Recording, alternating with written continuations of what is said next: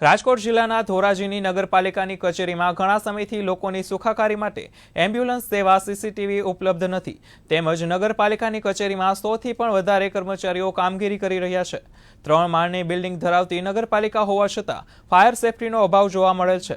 ફાયરના બાટલામાં બિલ્ડિંગમાં ફિટ કર્યા નથી, તેથી સામાન્ય લોકો દ્વારા ફરિયાદ કરવામાં આવી છે અને નગરપાલિકાની કચેરીમાં આ બધી સુવિધા ફાળવવામાં આવે તેવી માંગ પણ કરવામાં આવી છે। ધોરાજી નગરપાલિકામાં વૈદના ખાટલે હોય એને જેવી પરિસ્થિતિ છે। ધોરાજી નગરપાલિકા કચેરીમાં નથી ફાયર સેફટીની સુવિધા, નથી સીસીટીવી કેમેરાની સુવિધા કે નથી એમ્બ્યુલન્સ સુવિધા।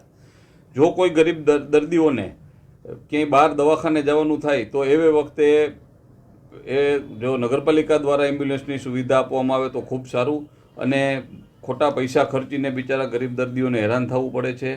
ઘણા પૈસા આ બાબતના આવે છે નગરપાલિકામાં, પણ આ બાબતે કોઈ વિચારતું નથી। આ બાબત અંગે મેં પ્રમુખશ્રીનું ધ્યાન દોરેલું છે અને ટૂંક સમયમાં જ સામાન્ય સભામાં આ વાતને રજૂ કરીને તે અંગેનો નિર્ણય કરીને પછી એમ્બ્યુલન્સ વસાવવામાં આવશે। હાલમાં કોરોનાના કારણે વાહન ખરીદી પર સરકારની મનાઈ હોવાથી 31/3 પછી આ અંગેની ખરીદી કરવામાં આવશે।